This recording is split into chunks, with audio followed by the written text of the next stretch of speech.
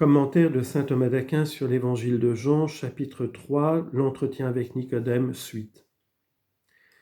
Amen, amen, je te le dis, nous parlons de ce que nous savons et nous témoignons de ce que nous avons vu, et notre témoignage, vous ne le recevez pas. La seconde raison de reprocher à Nicodème sa lenteur est la condition de celui qui lui parle. En effet, que l'on n'acquiesce pas aux paroles d'un ignorant, c'est admissible. Mais s'opposer à ce que dit un homme sage et d'une grande autorité, cela est intolérable. Voilà pourquoi le Christ dit « Amen, amen, je te le dis, nous parlons de ce que nous savons et nous témoignons de ce que nous avons vu. » Car ce qui est exigé pour qu'un témoin soit digne de foi, c'est qu'il rende témoignage de ce qu'il a entendu ou de ce qu'il a vu. Citation. Ce que nous avons vu et ce que nous avons entendu, nous vous l'annonçons. 1 Jean chapitre 1 verset 3. Aussi le Seigneur dit-il, nous parlons de ce que nous savons et nous témoignons de ce que nous avons vu. Or le Seigneur en tant qu'homme sait tout. Citation. Seigneur, tu sais tout. Jean chapitre 21 verset 17. Et encore, Seigneur, toi qui possèdes la science sainte, tu le sais manifestement. 2 Maccabées, chapitre 6, verset 30. Mais il voit aussi toute chose par la connaissance qu'il a en tant que Dieu. Citation. Ce que j'ai vu auprès de mon Père, je le dis. Jean 8, 38. Du reste, il dit au pluriel, nous parlons de ce que nous savons et nous témoignons de ce que nous avons vu, pour faire entendre par là le mystère de la Trinité. Citation. Le Père qui demeure en moi fait lui-même ses œuvres. Jean 14, 10. Ou bien encore, en disant, ce que nous savons, il parle de lui-même, et d'autres, de ceux qui ont été rendus spirituels, puisque personne ne connaît le Père si ce n'est le Fils, et celui à qui le Fils aura voulu le révéler. Matthieu chapitre 11, verset 26. Et cependant, ajoute-t-il, notre témoignage ainsi éprouvé et solidement établi, vous ne le recevez pas. Et de nouveau plus loin il sera dit, il témoigne de ce qu'il a vu et entendu, et son témoignage personne ne le reçoit. Jean 3, 32. Si quand je vous parle des choses de la terre vous ne croyez pas, quand je vous parlerai des choses du ciel, comment croirez-vous ? Le Seigneur a ici une troisième raison de reprocher à Nicodème sa lenteur, c'est la nature des choses dont il a parlé. En effet, que l'on ne saisisse pas des choses difficiles, cela n'a rien d'étonnant.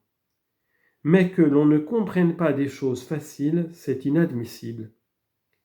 C'est pourquoi le Christ dit, si quand je vous parle des choses de la terre vous ne croyez pas, quand je vous parlerai des choses, comment croirez-vous ? Autrement dit, si tu ne comprends pas ces choses qui sont faciles, comment pourras-tu saisir la procession du Saint-Esprit ? Citation. Nous avons peine à deviner ce qui est sur la terre, ce qui est dans les cieux. Qui donc le découvrira ? Sagesse, chapitre 9, verset 16.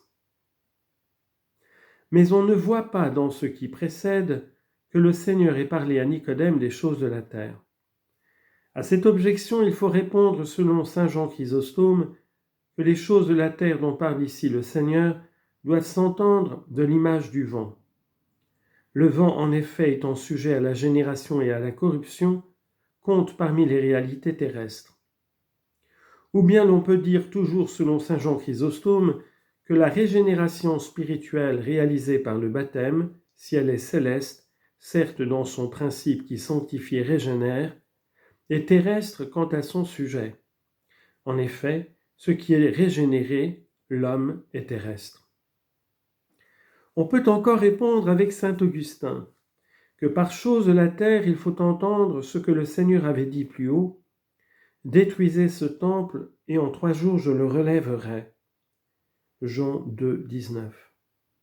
C'est la chose terrestre, puisque le Seigneur parlait du temple de son corps qu'il avait reçu de la terre. Ainsi en disant, Si quand je vous parle des choses de la terre, vous ne croyez pas, quand je vous parlerai des choses du ciel, comment croirez-vous ? Le Christ veut dire, si vous ne croyez pas à la génération spirituelle temporelle, comment croirez-vous à la génération éternelle du Fils ? Ou bien, si vous ne croyez pas ce que je dis de la puissance de mon corps, comment croirez-vous ce que je vous dirai de la puissance de ma divinité et de la puissance de l'Esprit Saint ? La réponse du Christ. Le Seigneur répond maintenant à la question de Nicodème. Il commence par donner les causes de la régénération spirituelle, puis il explicite ce qu'il a dit. Et personne n'est monté au ciel si ce n'est celui qui est descendu du ciel, le Fils de l'homme qui est au ciel. Et comme Moïse éleva le serpent dans le désert, ainsi faut-il que soit élevé le Fils de l'homme, pour que tout homme qui croit en lui ne périsse pas, mais qu'il ait la vie éternelle. La régénération spirituelle a deux causes, le mystère de l'incarnation du Christ et celui de sa passion. Le Seigneur traite donc d'abord de l'incarnation, puis de la passion.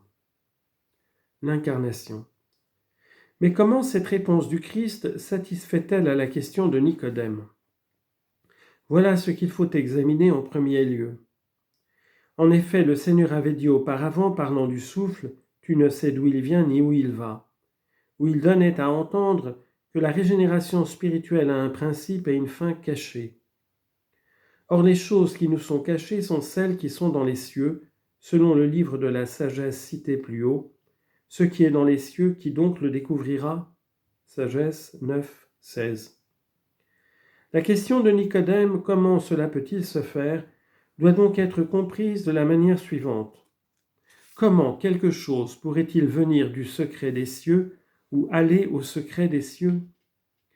Aussi le Christ, avant de répondre à la question, a-t-il commencé par en expliciter le sens en disant « Quand je vous parlerai des choses du ciel, comment croirez-vous » Après quoi, il commence aussitôt à montrer à qui il appartient de monter au ciel. Car celui qui descend du ciel, c'est celui-là qui monte au ciel. Citation. Celui qui est descendu est celui-là même qui est monté au-dessus de tous les cieux, afin de remplir toutes choses. Éphésiens 4, 10. Dans les réalités de la nature aussi, on constate que tout corps tend vers un lieu, selon son origine ou sa nature. Ainsi, il peut se faire que quelqu'un par l'esprit aille en un lieu que les êtres charnels ignorent, et cela en montant au ciel si cela se réalise par la puissance de celui qui est descendu du ciel, car il est descendu pour, en montant, nous ouvrir la voie. Citation. Celui qui fait la brèche monte devant eux. Michée, chapitre 2, verset 13. Ces paroles du Seigneur, celui qui est descendu du ciel, le Fils de l'homme, ont été pour certains occasion d'erreur. L'expression Fils de l'homme désignant en effet la nature humaine qui est composée d'une âme et d'un corps, Valentin voulut, de ces paroles, affirmant que le Fils est descendu du ciel, conclure qu'il avait apporté du ciel même son corps et était passé par la Vierge sans rien recevoir d'elle, comme de l'eau passant par un canal. Mais cela va contre la parole de l'apôtre concernant le Fils issu de la descendance de David selon la chair.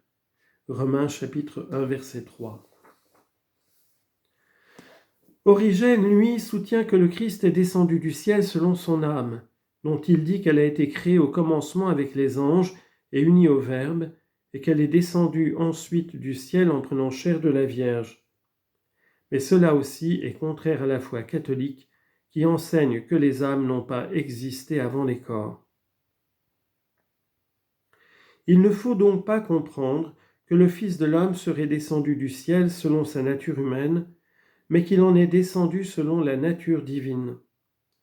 En effet, puisqu'il y a dans le Christ un seul suppôt ou hypostase ou personne, de deux natures, la divine et l'humaine, on peut attribuer à ce suppôt quelle que soit la nature à partir de laquelle on le nomme, et ce qui est divin et ce qui est humain.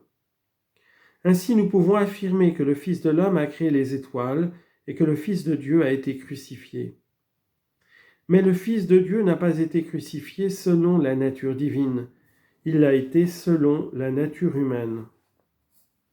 Et c'est selon la nature divine que le Fils de l'homme a créé les étoiles. Il en va ainsi de toutes les choses que l'on dit du Christ. Il ne faut pas les distinguer à partir de la réalité concrète dont elles sont dites, parce que dans le Christ, les choses divines et les choses humaines sont dites indifféremment de Dieu et de l'homme. Mais il faut les distinguer en fonction de ce en raison de quoi elles sont dites, car les choses divines sont dites du Christ en raison de la nature divine, et les choses humaines en raison de la nature humaine.